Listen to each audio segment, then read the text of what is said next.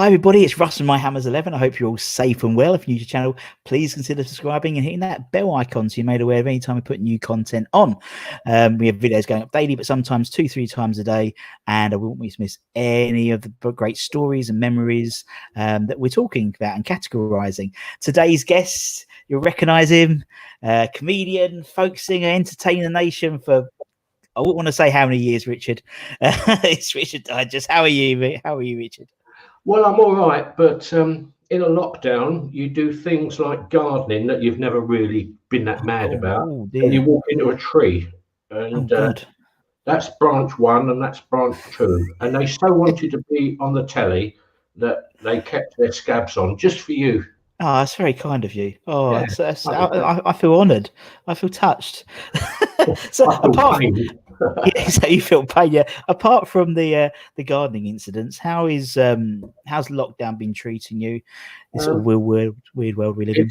It's very strange, Russ, because I'm a performer, and my hunch is I could probably never perform again in the usual sense. You know, if you take a gig like the Queen's at Hornchurch, for example, you know, I just don't fancy playing there again with 2 seats empty. Blah blah blah. It kills the atmosphere, you know. Yeah.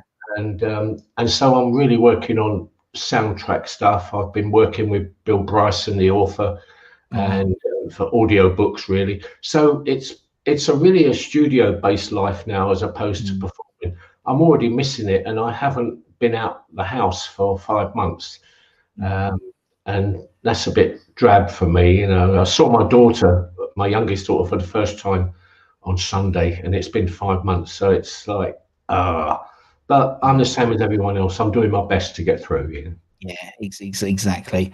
I live in Hornchurch, so I live about 2 minutes away from the Queen's Theatre, so I know exactly what you mean. There you go. I know what you mean. It must be hard. I've spoken to a lot of performers, a lot of comedians as well, actually, and it's the same thing, because you obviously, as a performer, you feed off that crowd interaction as well, don't you? And atmospheric, Russ, you know, and you know, it would almost like be playing a church for me, you know, and I just think it's probably not going to change now, certainly not in my lifetime, and so I just find other things, and I can't say that I've found a solution, but I'm doing my best to keep creatively active, which is what I am, you know, and we'll see how it goes. But there's nothing wrong with starving. No, exactly. Is there, Russ? I could, if only. I was thinking about coming out with one of these lockdown bods, but it hasn't really worked. But it's. I mean, it's weird, isn't it? I mean, I actually, I sort of, in a weird way, I sort of enjoyed it, you know, because like, it's not, you know, not having time to, obviously I commute into work every day in London. Now I'm here with my daughter, she's not at school, and you know, and it's nice to sort of spend some proper time together, and also not be forced to, you know, when it comes to weekends and the wife goes, oh, let's go shopping, or let's go here, and you haven't been able to for the last few months, so it's been nice to sort of. I said to someone the other day that weekends have gone. I don't think of a Saturday, you know. Saturday always for me was I wrote a book with Chris Kamara called Footy Notes, about football trivia, and Saturday afternoons for me was always sitting down, Soccer Saturday. Cammy would be on, messing things up as usual, and I'd text him and give him a word he had to put in into a commentary, and I think the best one was Green Lighthouse, and he went okay, and then it was, I think, it's Spurs, I think, and he said, oh, and Jeff, the ball came over and the goalkeeper rose like a huge green lighthouse, and you're like, yes. And I used to enjoy them silly Saturdays, and they've gone, you know. But it's for the future of my children and my grandchildren, you know, that I'm more concerned about. I've had a really had the best life in the world, so I can't complain. Yeah, I know what you mean. And also, when it comes to Saturdays, there's soccer Saturdays. Now at the moment, it's soccer every day, isn't it? It's like I can't keep up with all the games at the moment. No, it's not football as I know it. No. And when you asked me very kindly to appear with you on this, I just thought, do you know what? I'm going to enjoy making my notes and Yeah. enjoy football as it was, And I'm an umpy bloke with West Ham, because I loved the bowling, and Yeah. I lived just down the road from the bowling, and I was very anti the London Stadium anyway. And there was a guy in commentating on an Everton game, and just the other day, and he said to the other commentator, "Do you think Goodison Park will ever see fans in the stadium again?" Mm. The bloke said, "I really don't know," No. and I don't know either. It's just like a chasm of practice matches. That's how I see Yeah. it. You Yeah. know, No. it's Yeah. not what we know, is it? Nah.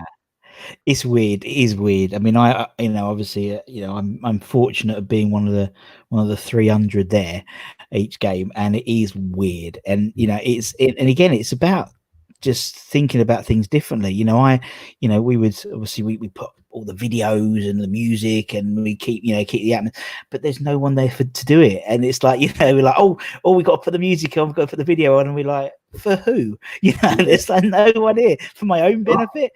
I sense that would be the same if I was to walk on at the Queen's. Yeah. It's a very similar thing, and I actually don't want to do it. No. So, yeah, there you go. There you go. No, I know, but it's and obviously we got a few massive games for us coming up, and it's at least. I mean, with football on, you've got something new to talk about, and Yeah, because of the plethora of games, there's always something new. It's always like you look at it, you go, God, the season's over next Sunday. It's like when did that happen? We played 9 games in about 4 weeks. It's absolutely yeah. mental. Then they can all go on holiday again after having 5 months on holiday, and Yeah. hopefully win some games next year. Yeah, well, exactly. And I think is it mid-September they're looking at kickstarting the season again. I mean, there is talk about starting with I don't know, 20% or something like of fans. I think some fans would be better than no fans, to be honest. There, Yes, because I do agree with that, Russ. Yeah, and actually, being in the London Stadium makes it a bit easier, I think, social distancing wise, because it's a newer stadium and it's sort of the bowl yes. system. They Well, can do stuff. you're Yeah. socially distanced anyway at the London Stadium. I know it's quite a big place, but no, we'll see what it is. And obviously for you, Richard, being a West Ham fan, clearly it was a geographical decision for you to become a West Ham fan. Yes, yes. I was born in Plaistow, Howard's Road, Yeah. Plaistow, and I moved from Custom House, Mortlake Road in Canning Town, well, Custom House really, to East Ham due to slum clearance, and strangely, my mum and dad took me with them, which was a surprise, and I ended up almost walking distance to Upton Park, Wow. but not quite. The number 15 bus came from the White Horse in East Ham, round down Barking Road, and it was a penny halfpenny, would you believe, when I first went to West Ham. And sometimes I'd walk and buy some chips. Other than that, I got on a bus, which I'll tell you about when I get to my number 9. Oh, fantastic! I'm looking forward to your 11, Richard, particularly. I really am, because Yeah. as I said before we recorded, yes, it's nice to document this stuff, but it's nice for me because like I'm learning about a lot of players and a lot of games and experiences that people have, which obviously I was a bit naive to, because Yeah. and so it's lovely. It's like when I know someone was talking about John Charles, and then I go and Uh-huh. find out about him, or Johnny Sissons or Johnny Ayres, all these players that I had no idea of. Oh, I'm going back further than that. Oh, I, brilliant. I love it. I'll tell you the first game, and I had to really rack my brains, and I'm not even sure I'm right, but I'm sort Yeah. of right, was 1955. How about that? Wow. And I used to have Charles Buchan's Football Monthly delivered every month, and there was pictures on my bedroom wall, like probably a lot of people of my age, you know. Yeah.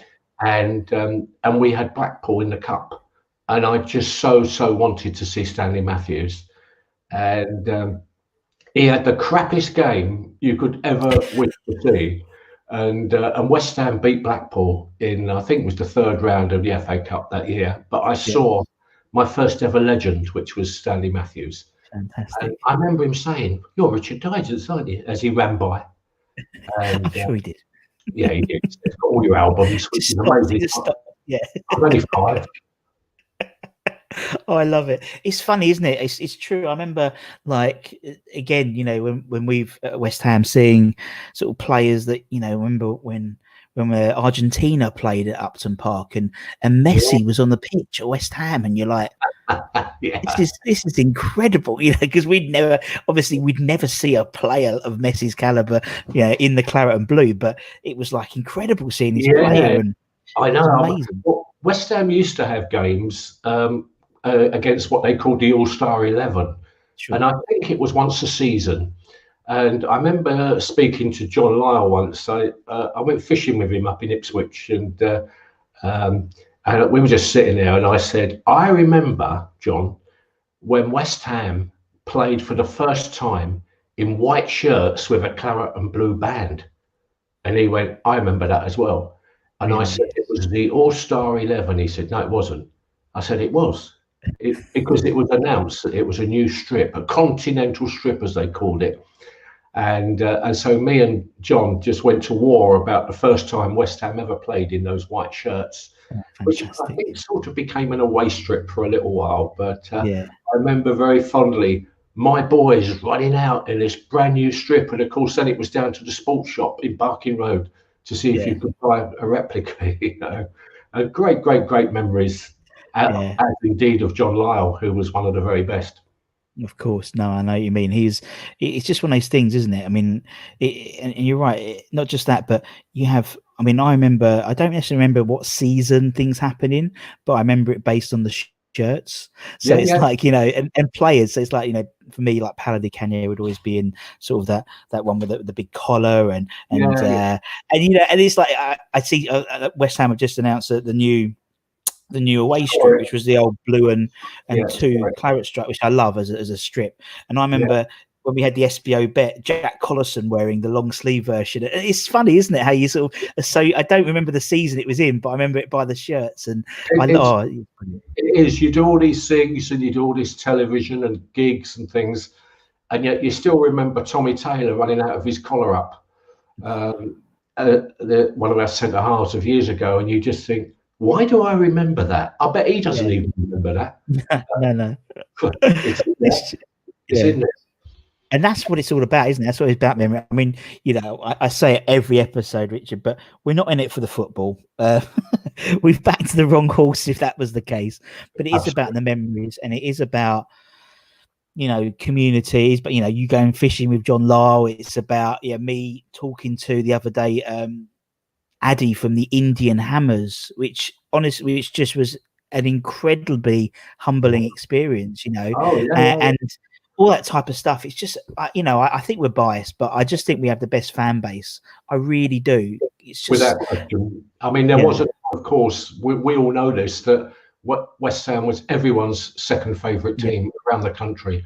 I can't say it's like that now, but they were, because they were so homebred, and we had a reputation for great football, bringing players through, and I don't see that these days, but that's in my memory cells. The fact that we were so respected and so loved, and never crowd trouble, because everyone used to love. I know it changed, but everyone loved the West Ham fans because we were following a fantastic team. That everyone said, if I didn't support Man United, I'd support West Ham.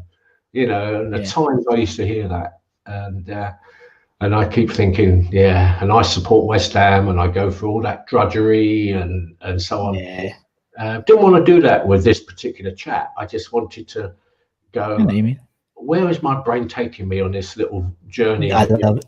You and I. Let's start the journey, Richard. Let's start the journey, because I'm really looking forward to this. Right, so we'll do year 11, and I will let you just go any order you want, just because I've I can imagine there's a path, and I wouldn't want you to divert it by me sort of going, oh, let's talk about this play. I No, leave it to you, no, Richard. you just interrupt. I don't have a problem with that. No, no, No, no, no. you start, Richard. I'm all ears. What I've done actually, Russ, is I've gone back to the days when shirts had sensible numbers on. Because I haven't picked up on a squad player who's wearing 111. I've decided to go 1 to 11 because I'm old enough to remember when that was the case. Yes. And number one, when you asked me to do this for you, it would be very, very easy to pick my favourites. Yeah. Phil Parks, for example, Mervyn Day, even. But I haven't gone down that route. My number one is actually Bobby Ferguson. Oh, And yes. I'd like to tell you why. Ferguson, when we signed him from Kilmarnock, he was the world's most expensive goalkeeper. Mm. And not only that, but he was Scottish, which meant that he couldn't catch corners. And he came from Kilmarnock. And me and my dad went to see a friendly, because part of the deal of Ferguson coming to West Ham was that West Ham got a friendly at Upton Park against Kilmarnock, you see. Yeah. And out comes this Bobby Ferguson, who we all knew we'd signed, but we'd never seen him before. And it was a sort of an honour for him that he would play his last game for Kilmarnock against his new club. Wow. Yeah, it's really weird. Out comes Ferguson, is wearing red. Now, goalkeepers didn't wear red. They wore yellow jumpers or green jumpers. And don't forget the year before that, Gordon Banks wore yellow in '66. And normally it was a green polo neck jumper or whatever it was. And this bloke runs out, probably because he's Scottish, I don't know, with red jumper, red shorts and red socks. And I was standing in the chicken run next to my dad. And I went, that's him, Dad, that's our new goalkeeper. My dad said, he looks like a pillar box. I said, he does, but he's our new goalie. So the game starts, and West Ham, with our new goalkeeper in goal for Kilmarnock, beat them 7-0. And I think Jeff Hurst, if I'm not mistaken, scored 6 goals. And my dad turned to me and said, that's our new goalkeeper. Yeah. And I never thought there would be a worse one, to be honest. I think there was. I'm trying to rack my brains here. I'm ad-libbing like mad. But we had a goalie called Noel Dwyer once. And he had lard on his hands. He just couldn't catch nothing. But yeah, my number one, purely because it reminds me of standing with my dad in the sacred run, right-hand side, I thought I'd choose Bobby Ferguson, number one. Yeah, like it. Yeah. Good shout. No, and that's the thing is, and it is about the stories, isn't it? About the memories and how players remember a certain time where you were, memory of your dad. That's a brilliant. It is such a West Ham thing, though, isn't it? It's just like it does. Nothing's changed, like that in terms of just the way it would always happen. And what I thought with the young people, well, younger than me, watching, I just thought I'd just mention the games because. Ferguson, for example, had 240 games for West Ham and signed in 1967. So it's a nice little bit of history about how and we had a goalie from Scotland before that called Laurie Leslie, who was a phenomenal goalkeeper. Got kicked in the head by Bobby Tamblyn of Chelsea and knocked him out clean cold. And in them days, of course, they went off, especially big burly Scottish goalkeepers. He went off. They stuck a bandage around his head and he came back on after about 10 minutes. And you just think, and it wouldn't happen no more. It just wouldn't happen. But I'm guessing that I was a goalkeeper myself, as I shall explain as we go through. And so I always had my eye on West Ham goalkeepers because it's what I wanted to be. I was desperate to be a West Ham goalie. I had trials for Leyton Orient, which didn't count. It was like one up from a paper round, really. But I longed to play in goal for West Ham, as I told Parksy once, and so I can reel off the Jim Standons. Jim Standon, there's a West Ham goalie, played cricket for Worcestershire, and I always had this fear that he might have got confused when the seasons changed and the cricket ball came over and he headed it. You know, I had all these little theories about West Ham goalkeepers and great fondness of them all. And Yeah. apart from the one before Fabianski, Yes. well, he wasn't a goalkeeper anyway, was he? So forget that. Yeah. Number two? Yeah. Carry with number two then. Yeah, is Who this we all got right? number two? All ready for you. Yeah, is this going all right? Is this how you want it? Yeah. This is Yeah. brilliant, Rich. Just keep it coming. I'm loving it. I'm just sitting here listening to you talk more than anything. It's lovely. Well, number two, I've chosen, and don't forget these are shirt numbers, as I said. Number two, I've chosen John Bond. Yeah. The reason I've chosen John Bond, 440 games for the Hammers, and that was before they, were wing backs. Bondy just used to stay at the back and side people if he had to, and the reason I've chosen him because it was a free kick. Again, I was in the chicken run, 1958, and to get promotion, we had to beat Liverpool, and John Bond was called Muffin, not for any connotation, but simply because he had a kick like a mule, and so his nickname was Muffin. And he was a great right back, really good right back. And he really took all our penalties. He was a bit Ray Stewart, and he was phenomenal at free kicks. Yeah. And there was a few minutes to go, and it was 0-0, I think. And if we'd won, we would have gone into the first division as it was, Premiership now. And free kick, Bondy took it, and he smashed this free kick into the top right hand corner, and West Ham were promoted, and that gave me my first chance to see all the big names coming to Upton Park, because it was important to me, that free kick, because the first game of the season when we went into the first division was against Wolves, and Wolves were mighty then.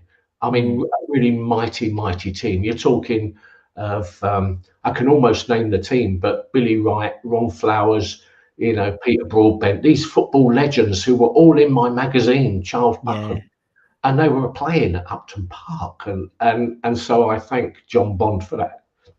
So I have to name him. Yeah.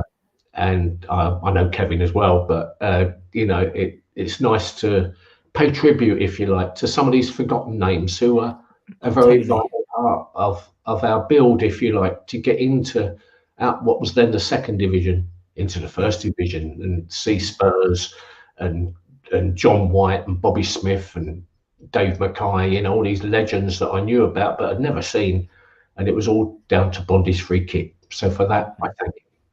Fantastic. Oh yeah, no, this is lovely. I'm loving this. Yeah, brilliant. Carry on. You just carry number three. Who's number three? Number three is Frank Lampard, and that was an easy one for me. Frank and I are the same age. We met a few times, obviously, and really nice guy. And I thought it was time we blessed the name of Lampard, us West Ham fans, because unfortunately that surname has been dragged through the mud a few times. Yes. We all know that. Very unfortunately, I think. I've always felt sorry for Frank Jr. because there was always this little bubble going on that Frank played for West Ham because of his dad. And that wasn't the case. But in the early days, and I knew Frank Jr. when he was sort of that big, and he was a great player, but there was always this stigma, about him being Frank Senior's son, and all that stuff. But the reason I've chosen Frank Lampard is 551 games, by the way, was that we're the same age and we were both both come from East Ham. And so Frank Lampard for me was that pillar of possibility. Yes. That someone from where I come from could actually play genuinely for West Ham United, and he did. And not only that, but he played for England a couple of times, and so he was really the bastion of local success. And so he had to be there. There were a few others. Noel Campbell was a good left back, way back. I don't see. I've struggled to find some more recent left backs, to be Yeah. honest. I know I'm sounding like I'm a history No, I teacher think it's true. here, No, I think it's but true. it don't matter. I remember when the Dead Sea wasn't even ill. That's how old I am. But I just thought, yeah, these are great, great stories. Lampard, a local boy, Yeah. because John Bond wasn't. I think he came from further up in Essex or something near Dedham or somewhere like that. Ferguson, Scottish, So I'm not just picking on the local boys, but Lampard definitely, Frank Lampard, number three, Yeah. and my hero at the time. Yeah, and as you said, you live. It's almost like you lived.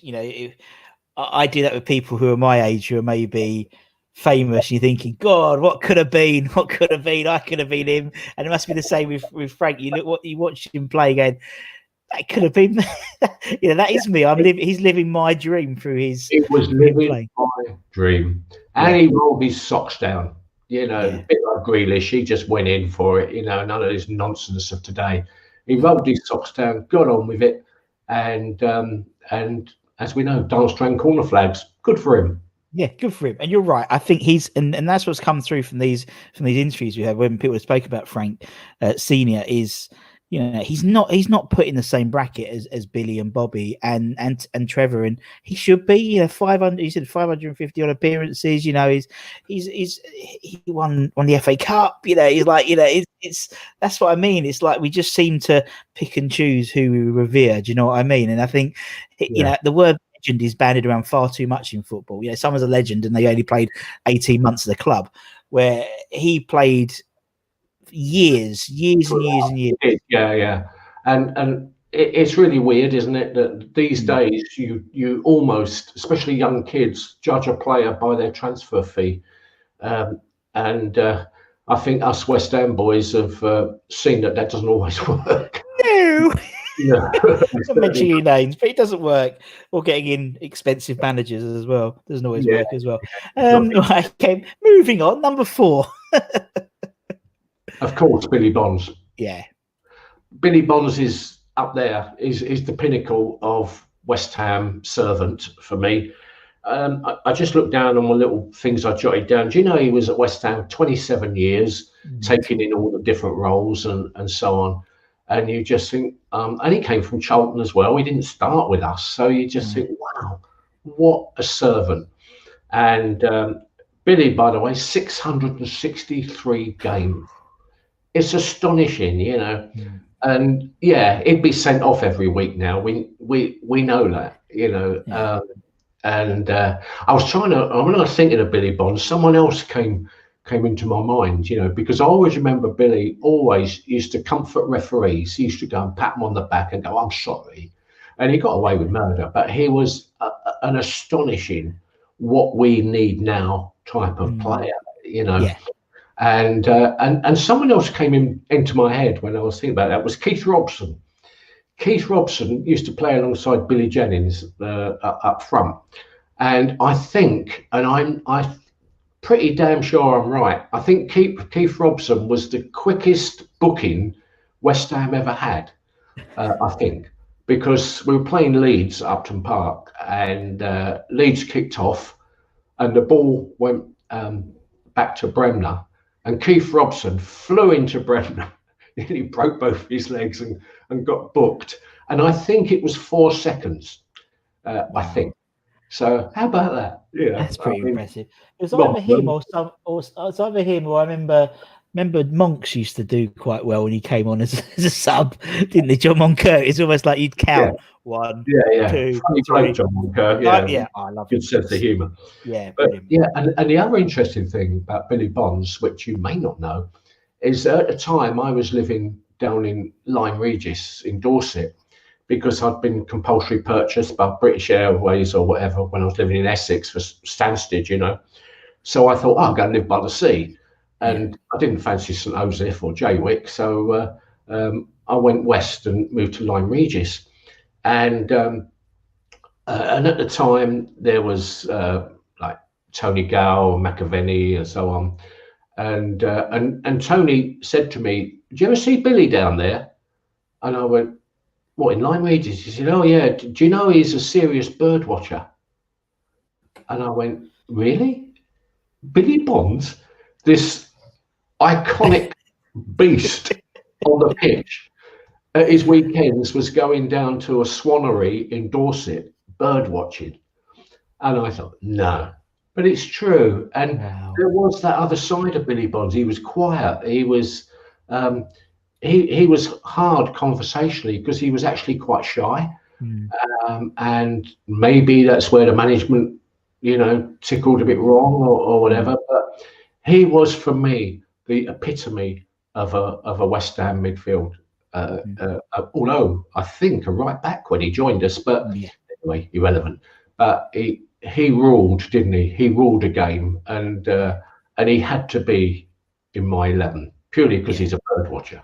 yeah. That's just, you're right. He's such a humble, quiet man. Yeah, Um, and when we rightfully obviously named the stand after him last season, or whatever, I can't remember. Every season's just blended into one at the moment. But recently, you just saw how much it meant to him because the man, he was quiet, but even when I obviously never saw him play, but I saw him when he managed, and obviously when we went up in '92, and he was standing in the director's box. There was no, it was exciting. There was no, he wasn't a particularly emotional person, but to no, see him literally this hard man, remember the seeing the not pictures of him with his, no. yeah, exactly. But I see like the picture of him with his things bandaged up and smiling with a tooth out, and to actually crying, almost he was crying his eyes out because it meant so much to him, and it Mm, was just amazing to see. It's amazing to see that because it was lovely to see, and obviously all the fans were cheering. 6'2", and obviously all the players were there. It was a beautiful moment, and yeah. yeah, it was long overdue, but it was Call it a it was West good. Ham moment, yeah. Yeah, exactly. But Yeah. he is proper West Ham, and Yeah. yeah, um, and Number you're four, right. You're uh, totally right. Go on, carry on. Carry on. I was just reminiscing about Billy Bonds, but I don't really know him, so it's like I don't know but as much as you. But no, it was a great shout, and definitely yeah. had been your team, that's for sure. Number 5, we go number 5 now, Richard. Yeah, wearing the number 5 shirt as well. My old mate Alvin Martin, I've Oh, chosen uh, yeah, purely because you couldn't meet a nicer guy. no, He was a real genuine bloke. Well, still is, but I mean, he was a real genuine guy. And I loved Alvin a lot. And we always laugh, me and him, because our hair has gone the same way. I identically the same because when he came to West Ham originally, he looked like a cross between Leo Sayer and Kevin Keegan, as did I. I haven't always looked like this. I just look like this because it's a fashion, you know. yeah, it's a choice, yeah, Yeah, I'm getting a bit long at the back, but I ain't got a hairdresser. But anyway, Alvin came to West Ham and he ended up playing 469 games for us. And I find this astonishing in modern football that yeah, I can reel off these facts that I have to look up, I'm not an encyclopedia. And I just think 469. And I remember Tony Gale telling me a great story about Alvin because Alvin came to my house. He wanted to start after dinner speaking, yeah, and so we went for a game of golf, and I said to him, "Tell me some funny things." And Alvin, he's chirpy, but he said, "I don't know. I'm just a footballer, and yeah, not really got many funny stories." And Tony Galb, who was with him, piped in and said, "I'll tell you what, Rich, he's got a great story." He said, it was in his testimonial and playing Liverpool, and all the players were lined up in the tunnel, and humble Alvin was standing there, West Ham against the Liverpool 11 or whatever it was. And Alvin Martin turned to Tony Gow on his own testimonial and said, "Tony, all these all these legends turning out for me." He said, "I'm the only one on the pitch I haven't heard of." And I just thought that was Alvin Martin. He was a club player and played alongside Gailey for a long time. yeah, I love the pair of them, and um, England player yet again, and the most amazing thing about Alvin is, even if you see him today, he's never lost that Scouse accent. No. And I'm sure that if I had gone and lived in Liverpool for as long as he's lived down here, I might have at least got a little bit of apples and pears, and Yeah. plate meat and all that, but not Alvin. Once a Scouser, always a Scouser. And Yeah. I'm really, really pleased they brought his boy back. Mm. I know he didn't play a lot, but it was a homecoming really, Mm. and to see the hug, you know, Yeah. um, when he went and hugged his dad, after that nice little debut for the boys, it was great to see Alvin and his son. Fantastic. Yeah, yeah, no, totally agree. No, I totally agree. It's one of those things. We have them.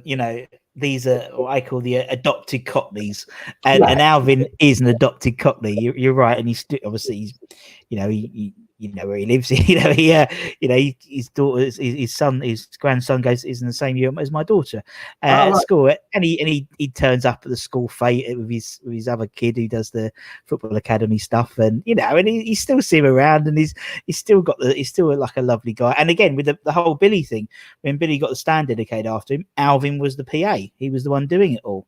Yeah. And rightly so, because he's such a lovely guy. And yeah.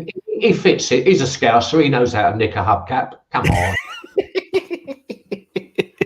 You said it, Richard. I didn't, and you're mates with him, so you're all right. You get away with things like Not anymore. that.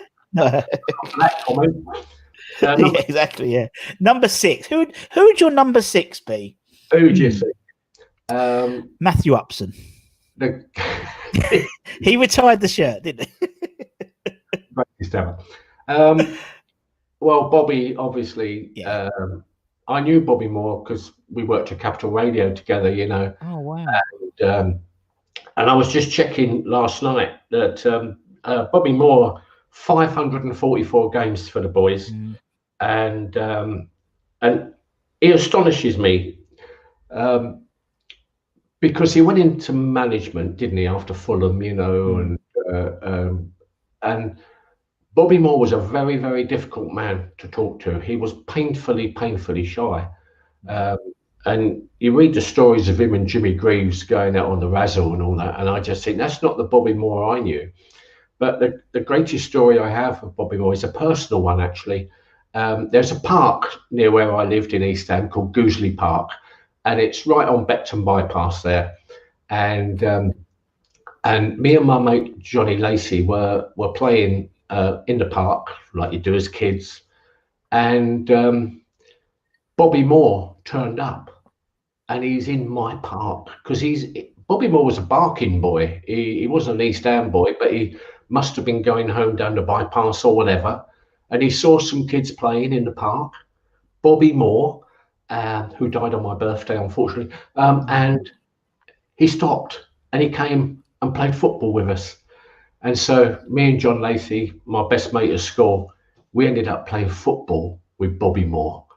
And when I met him quite a few times at Capitol and so on, I said, Bobby, you're not going to remember this, but you stopped your car and your Cortina or whatever it was, and came and played football with me in Goosley Park. And he went, yeah, you're right, I don't remember. But the greatest interceptor, Beckenbauer, Moore, they stand like, in the words of Kamara, like green lighthouses. Just a phenomenal, phenomenal footballer. The timing, the patience, and going in goal even when the necessity arrived with an injury and stuff. Bobby Moore was everything to me. He was the epitome, if you like, of, I was going to say the one club player, but I do sort of see him as, I know he went to Fulham and I know he joined Bestie and all that, but I still see him as that sort of bastion, I used the word earlier, of what West Ham was all about. And if I had Bobby Moore's eyes and I looked at the West Ham situation today, I would shake my head and I would go, this isn't the club I played for. And I find that sums up my feelings, at least, of what's going on these days.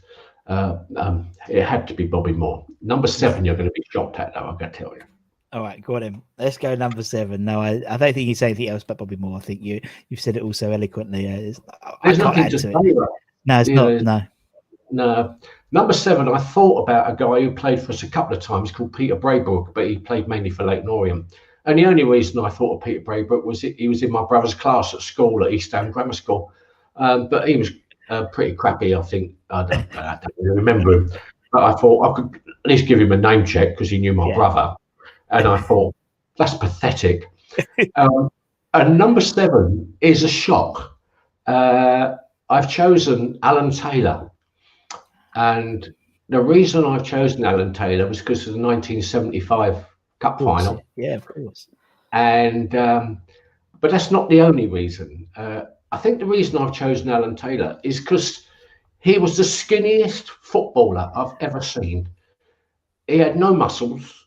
He was a tiny little bloke, came down from Rochdale, and so he was prepared to join any club. Let's be honest, when you play for Rochdale, you'll sign with anyone to get out of the place. And he ends up coming to West Ham, and he was a little wizard, if you liked. I think we called him Billy Whiz a couple of times on the chicken run, you know. Never went into a tackle because he would break. But the reason I've chosen Taylor is because he gives us all hope, because he's probably, ironically, number 7, the only footballer who had skinnier legs than Harry Redknapp.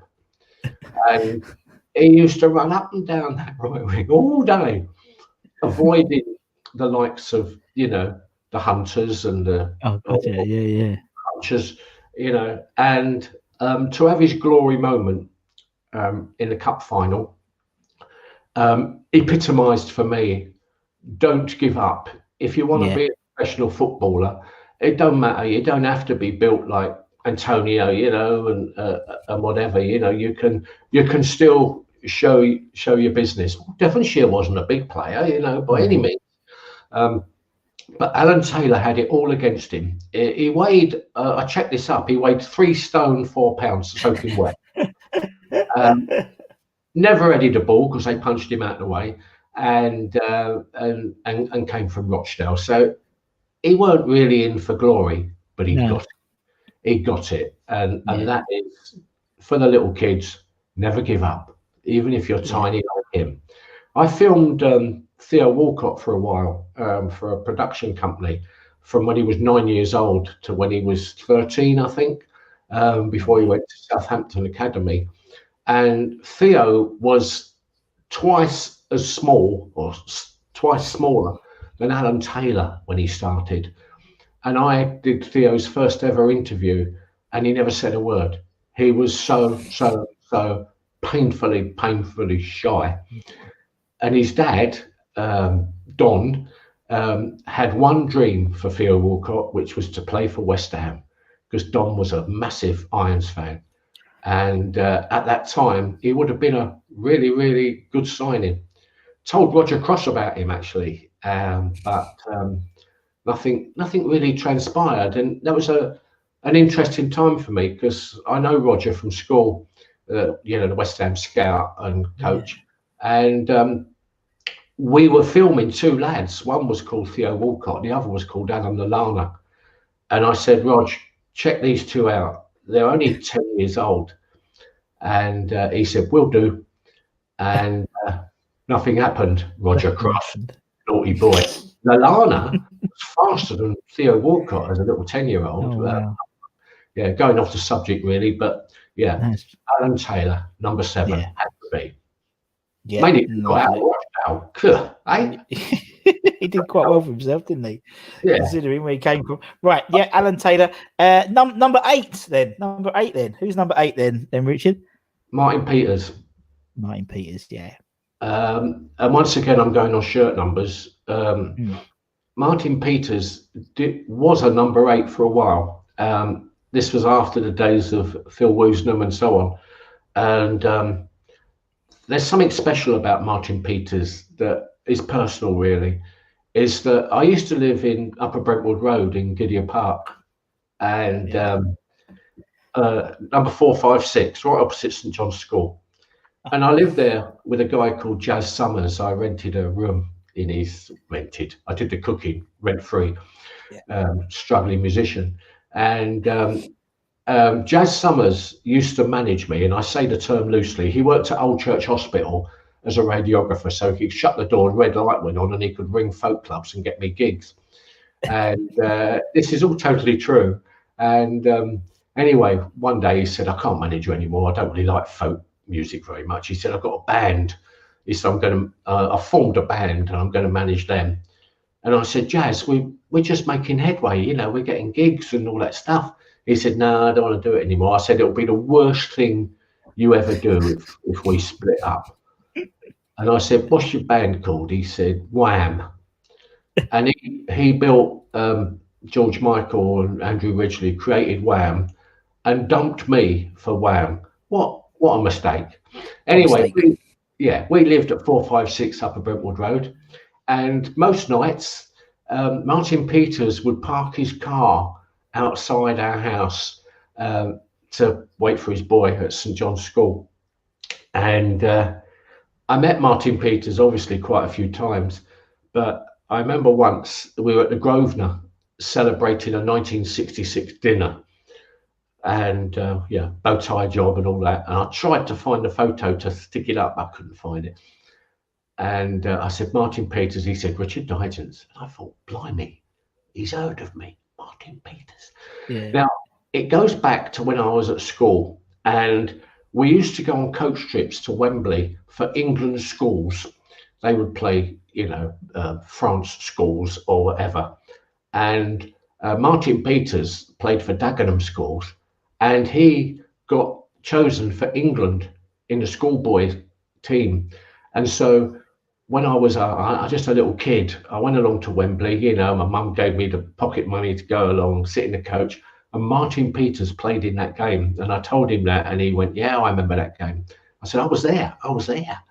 And I said, "I was also there when you used to pick your boy up in Upper Brentwood Road." And he said, "Oh, you should have come and tapped on the window."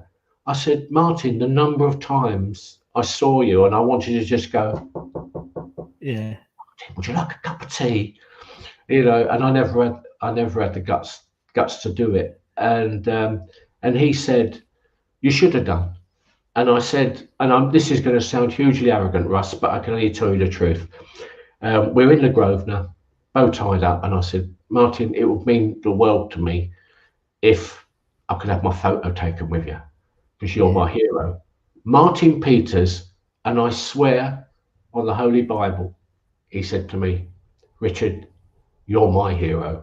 It will be an honour to have my picture taken with you because you are my favourite comedian." And I Oh, burst into tears. I actually I could burst. just, yeah, I can imagine. I couldn't take the photo because my eyes had gone red and horrible. And for that reason, I know that sounds arrogant, but I just wanted It's to say not. Yeah, I mean, at the end of the day, you're in a position where you can do that, and for someone to say something to that in a professional capacity, it's just like they could say, "You're Russ, you're the best sales director of a market research company," and it doesn't really matter. It's all about, and what an amazing, amazing thing to happen, regardless of. It was, and I so wish all them days in Gideon Park I could have just, Yeah, "Hi Martin, fancy a cuppa while you're waiting for your boy?" And I would have yeah, got to know him really, really, really well, But a really nice guy. Again, quite a shy guy, like yeah, Bonzo. But and once again, the timing of the man, the perfection of running. We all know what Ramsay said about him, long before he was a chef, and you just think to yourself, he was right. yeah. Put Martin Peters out there now. He is one of the players that could easily shine in modern football Oh, without a doubt. because he had the time, and the timing. Martin Peters had to be number 8 for all those reasons. I miss him a lot. Yeah, definitely. Okay, I'll put Martin in, and you're right. And again, something I've appreciated more since doing this is is that basically, people were doing all these things in, Martin Peters was doing what he was doing on mud heaps, really, not Yeah, like yeah. on these bowling greens we have now. And I think there's an appreciation of that, even more so now. 'Cause going through and looking at all these old clips and talking about all these old players, it's incredible, absolutely incredible. Right, okay, we'll put Martin Peters number 8. Who's going to be number 9 then? Clive Best. Clive Best, God bless him. Yeah, God bless him. But there's a good reason for that. Only from a memory point of view. Uh, I saw him for the first time on Boxing Day against Spurs. But excuse me, Clive Best and I share a birthday, 24th of February. If anyone's interested, send in a card. But I'm actually 2 years older than Clyde Best. But same birthday, so yeah, same cake we shared. And Clyde Best was a total enigma to me. You know, the fact that he never ran anywhere but scored goals. Yeah, You know, the sort of Heskey of the time, and yet we loved him. We loved him in the chicken run, and we obviously hadn't seen many players from that part of the globe, you know, and stuff true. like that. But he was burly, like burly, and he could knock people out of the way if he felt like it. Because if you're talking about the shyness of Peters and the shyness of Bonds, they do pale into insignificance with the shyness of Clyde Best. I mean, he was just a massive animal of a man who was as timid as a mouse, you know. And had he had that little bit more of aggression, he would have given us 25, 30 goals a season, you Yeah, know. But it's not really the football prowess of Clyde Best that's made me choose that number 9 shirt. It's because that on Saturdays, I had a little ritual, really. I had to do my dad's sausage and chips every Saturday. And once I'd cooked the sausage and chips, I got my pocket money, as I mentioned earlier, and I walked to the White Horse pub in High Street South, East Ham, which was eventually the landlord, actually, was originally ended up being Tommy Taylor, but not in my day. And I walked to the White Horse pub, waited for my number 15 bus along Central Park, past the Hammers pub, up to the town hall, turn left down to Barking Road. And as I mentioned earlier, the number 15 bus journey for me was a penny halfpenny. Sometimes I went on it, sometimes I didn't. The reason I used to love to get on the bus and forego my chips was because, and you're not going to believe this, on match days, Clyde Best used to be on the same bus. that's Huh? incredible. On match days. And he genuinely had his boots round his shoulders. It's Imagine, incredible. Yeah. just imagine getting on a bus and Haller's sitting there, you know, or anyone, you know. And he never spoke to anyone, deep in his thoughts. And of course, he was so big, he took up 2 seats anyway, so you couldn't sit next to him. And he always used to sit downstairs. I always used to go upstairs like kids did, but every Saturday I would go downstairs and I'd sit close to Clyde Best, who was getting a number 15 bus to the match. And you just think, that can't be true. No, It was. it's mental. Great Absolutely memory. incredible. Oh, what a fantastic memory. No, you're right. It's just so bizarre thinking about it. It's even now, you know, when I'm speaking to some experienced fans, and you know, they'd work on the stalls, and Frank Lampard have a stall, and Harry Yeah, would have a stall, and John Charles have a fruit stall, and it's just a different world, absolutely different world. And as you said, you know, it's the same with someone like Devonshire. You know, he used to get on the train, you know, because he never drove, and that's right. it's meant absolutely crazy, absolutely Well, crazy. he spent all his train money on greyhounds, that's why. There was another number. There was another number 8 I was thinking of was Ronnie Boyce. Yeah, 64 Cup final. You know, great moment for me as a little boy, but also that his mum and dad had a greengrocers just off Haverley Gardens, which is behind South Bank there, going down towards sort of Central Park, Lonsdale Avenue. You know, yeah, and Ronnie Boyce played for East Ham Grammar School. and the thought of a local boy whose mum and dad used to sell my mum and dad vegetables. Again, I thought Ronnie Boyce, the boy that did what Richard Digance so wanted to do. Yeah. But he was a number 8 and I was a number 1 goalkeeper, so it didn't really figure, you know. So I thought about Boise, but no, I went with Martin Peters in the end. Yeah. Cool. I've got Wow. a Yeah. number Of course. 11 coming up. I know we're going to do 10, but I've got number Yeah. 11 that is really interesting. Okay. But number 10, Trevor, obviously. There was no Yeah. one else that even came into my head. No, I can understand that. Yeah. Have you got another number 10 that you could sort of put in that? Well, again, it's again not in the truest sense, number 10, but obviously for my era, number 10 for me is Di Canio, isn't it? That's me, but it's not in the truest sense of what a number 10 is in the more sort of elder No, years, so to speak. So no. yeah, I know what you mean. I mean, I think the history lesson I'm giving you all, number 10 was inside left.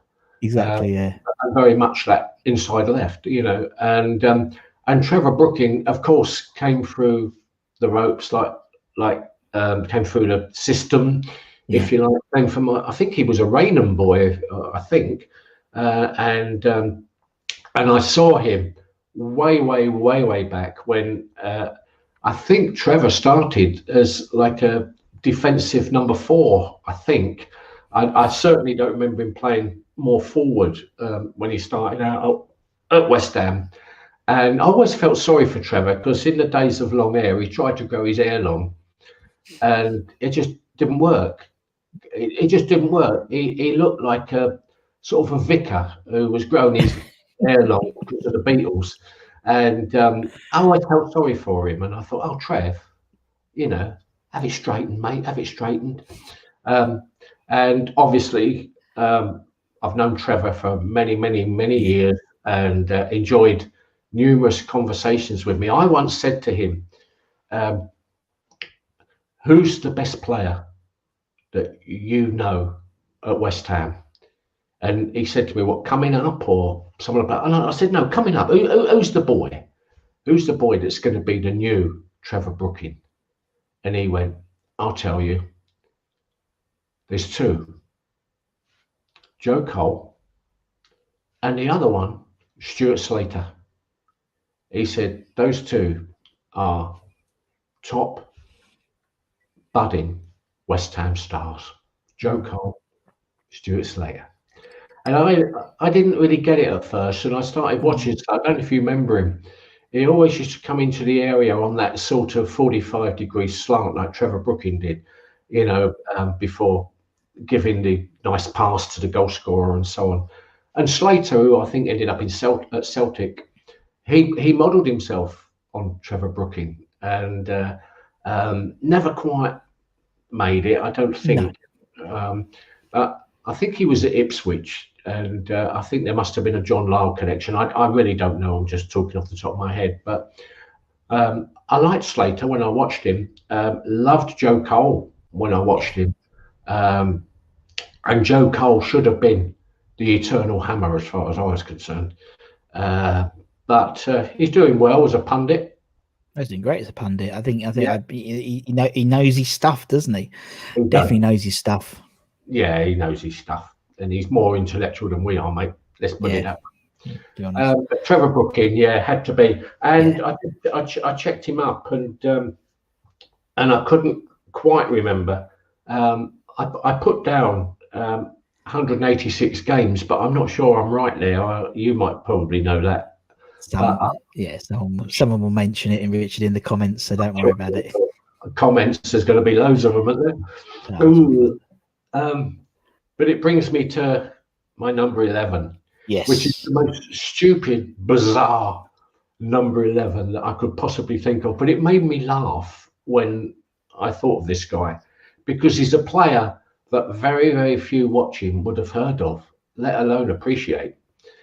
And his name was Ken Tucker. Ken Tucker. Yeah. Well, I'd like to tell you about Ken Tucker. Where are we? Yeah.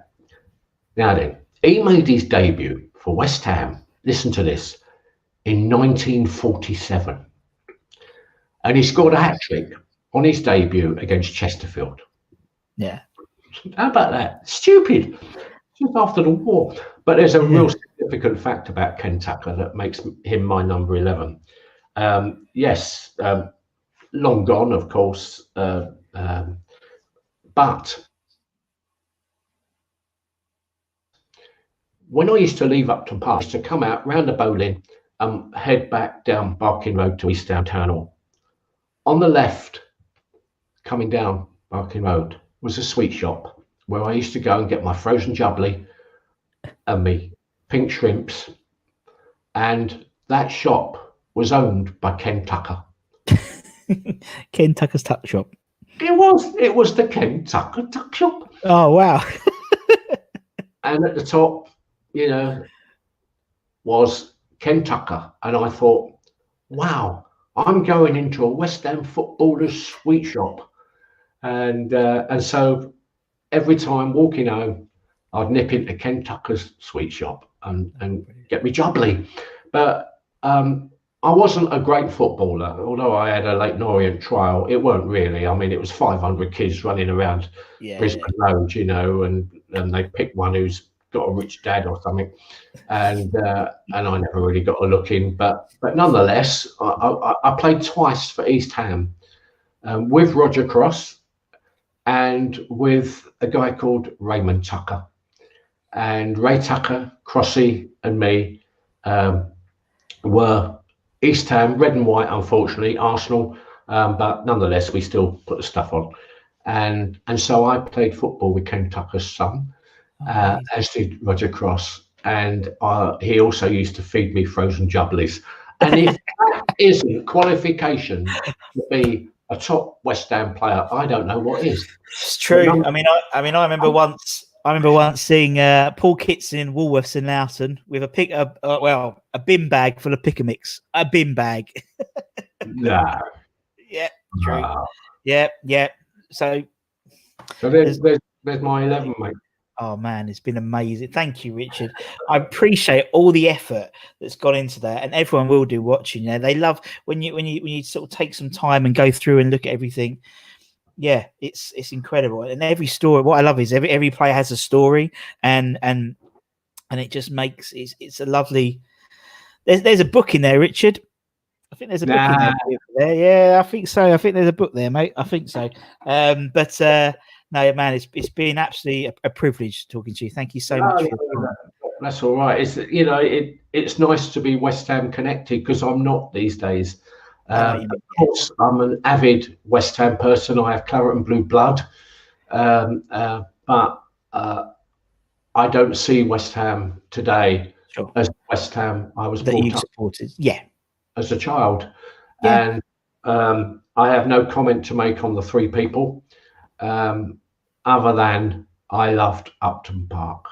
Yeah, it was my youth. Yeah, and it's where you were from, wasn't it? It's geographically where you were from as well. So there's an emotion. There's not just a football tie, but there's everything else. As you said, going to Ken Tucker's Tuck Shop and getting on the 15 bus. It's the whole package. And so I mean, it's not the same. It isn't the same. We know it's not the same. It's different. And for some people, it's some people enjoy it, some people don't enjoy it, and that's what it is, unfortunately. And but it's been amazing. It's been lovely having this sort of wander down memory lane, Richard, with you. It's been brilliant. Oh, another time I'll think of some more. Yeah. No worries, Rich. We'll have you on again. And obviously, thanks everyone for watching. Obviously, like, share, subscribe. And from me and Richard, take care, everyone. Stay safe. We'll see you again very, very soon. And come on, you eyes. Big game tonight. Come on, you irons. Take care, everyone. Bye-bye.